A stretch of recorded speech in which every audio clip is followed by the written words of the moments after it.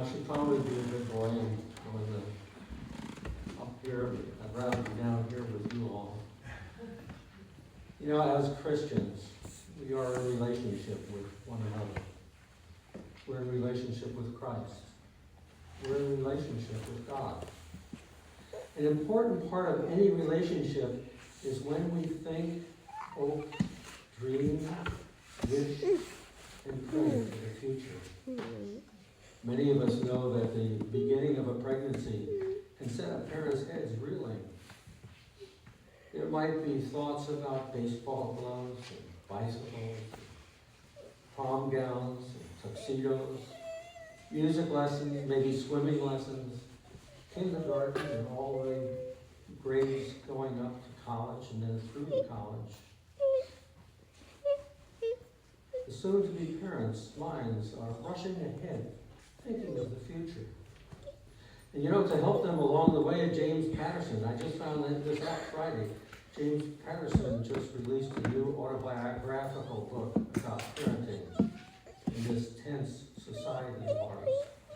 It's called The Number One Dad Book. And I think it has a lot of very lighthearted things in it. Not too long ago, I read a piece about a man who spoke with great intensity about his hopes and his dreams for his two children. In addition to his expressing pleasure and optimism about their accomplishments already and their potential, he talked about the values he wanted them to learn as they grew. Especially important to him was to teach his kids about caring for others, about serving their community. He hoped they would be able to give something back to the world and make a difference in the world. The man was deeply concerned on what he could manage to impart to his children. He was concerned about his impact on their future life. Conversation was a poignant one because this devoted dad was dying. This would be his last opportunity that he would have to personally make a difference in his children's lives. Do you hear today's gospel lesson in that man's story? Just like we all want to make a difference in our children's lives, Jesus wanted to make a difference in his disciples' lives. Today's gospel lesson was the last part of Jesus' farewell address to his disciples. He wanted to make a difference in their lives. He wanted to influence their future. Last week at St. John's Episcopal Church in Fremont, I talked about how God was light and how Jesus was the lamp that burned brightly in the world so that God's light might reach all people. Where God is, where Jesus is, there can be no darkness. God is the light. Jesus is the lamp that carries the light. His disciples were given the light, and they were asked to spread that light, to carry that lamp out to all nations, beginning from Jerusalem, until Jesus' return. You know, this is an old folk tale, and I've told it once before, but I'm going to tell it again. There's an old folk tale that talks about a vast, dark cave that was hidden in the earth, far from view. Because it was so deep in the earth, no light ever had a chance to reach it. The cave had never seen light. The word light really meant nothing to the cave. Who couldn't imagine what light might be like? Well, one day the sun sent an invitation to the cave, inviting it to come up for a visit. When the cave ventured up to see the sun, it was amazed and delighted because the cave had never seen light before. It was dazzled by the wonder of this overwhelming experience. Feeling so grateful to the sun for inviting it to visit, the cave wanted to return the kindness. And so it asked the sun to come down to visit it sometime, because the sun had never seen darkness. So the day for the visitation came, and the sun descended and was ever so courteously shown into the depths of the cave. As the son entered the cave, the son looked around with great interest, wondering what darkness would be like. It had heard the descriptions, but it became puzzled, and then finally it asked the cave, "Where is the darkness?" Just as in that cave, where God is, where Jesus is, the sun, the lamp that burns brightly before us, where Jesus is, there can be no darkness. There can only be light. In today's gospel lesson, we hear Jesus at prayer. This is the last part of his final discourse to his disciples. The prayer in the prayer, he is like a single cell, a cell about to undergo mitosis, a cell about to become more than one cell. He is like a father who wants to impart the best blessing to his children before he departs from them. Jesus prays for his disciples and that they might be one as he and the Father are one. Jesus prays that this light that he has brought into the world might be continued through them, through their being one with each other. For whenever or wherever that light is, there can be no darkness. Father, prays Jesus, I made your name known to them, and I will make it known, so that the love with which you have loved me may be in them, and I may be in them. In my reading this week, I was reminded that Jesus did not pray for uniformity. He did not pray for uniformity of an institution or an organization. He did not pray that we all might be Episcopalians or all might be Methodists or all might be Roman Catholics or some other denomination. He prayed for unity that was a spiritual unity.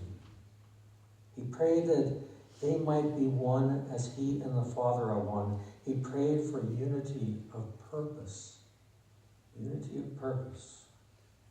1 week, a while ago, it was before COVID-19, a simple project was begun in the White Lake area. That was a great example of this unity that Jesus spoke about. It was one that the congregation at St. Peter's participated in. It was a simple cookie project. People of several different denominations came together and baked cookies for the high school students of their two communities. The cookies were gathered the next Sunday and Monday, and they were taken to the high schools at lunchtime. Montague got theirs on Monday, and Whitehall received theirs on Tuesday. It made no difference what denominations participated in them, and it didn't make any difference about the religious affiliation of the students. The fact that the project happened is the important thing. That everybody was able to come together and produce these cookies. Think of the crop walk in October. People of different faiths joined together and walked, or now, latest thing is now that we're getting a little older, they're rocking their time instead of walking. People of different faiths joined together in that walk though. And they try to raise money to try to feed the hungry. There's unity of purpose for a common goal. The details of how we each worship doesn't get in the way of anything. Same is true with Baby Pantry.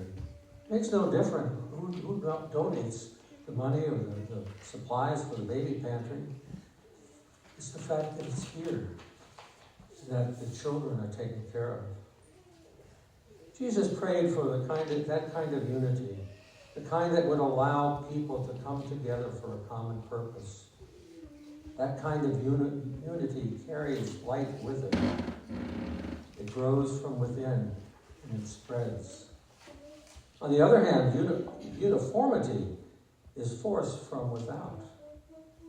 Unity is living, it grows, it expands. But uniformity is dead and brittle. and the at least jarring thing can break it. Unity allows for diversity, but uniformity demands conformity. Unity is based on love and thrives on love, but uniformity is defensive and is based all too often on fear. Jesus was looking for spiritual unity in his disciples, not uniformity. He wished them to love each other so much that they could have different points of view and yet still work together for a common purpose. A lady by the name of Margaret Silf uses kind of a biological model when talking about Jesus in her book, Wayfaring, A Gospel Journey into Life. She sees Jesus as the first cell of God's kingdom on earth. Then he divides himself by giving all that he had to a small band of disciples. And in like manner, those souls have passed on their legacies to others. And then those others pass it on to more, and to more, and to more, and to more, until finally they have reached us today. She says, we could even call this first group of friends a starter kit for the kingdom. You know, the starter kits that, those loaves of Amish bread that get passed around every once in a while. To her, the kingdom can be seen as a lump of leavened dough that starts the next loaf going. And now, 2,000 years later, the circle of the borders of the kingdom has moved outward to unimaginable levels. Now we are on its boundaries, and we are the ones called to continue that sharing and growing and spreading, each of us in our own way, but for that common purpose. We seek to live in the power of Jesus, in that high priestly prayer, in a world that desperately needs his vision, his hope, his love. Once we have been swept up into the power of unity for which he prays, darkness will be banished. His light will be around us. And where his light shines, there can be no darkness. Where our purpose is to spread his love, the light will shine right along with it. Will shine from our hearts too.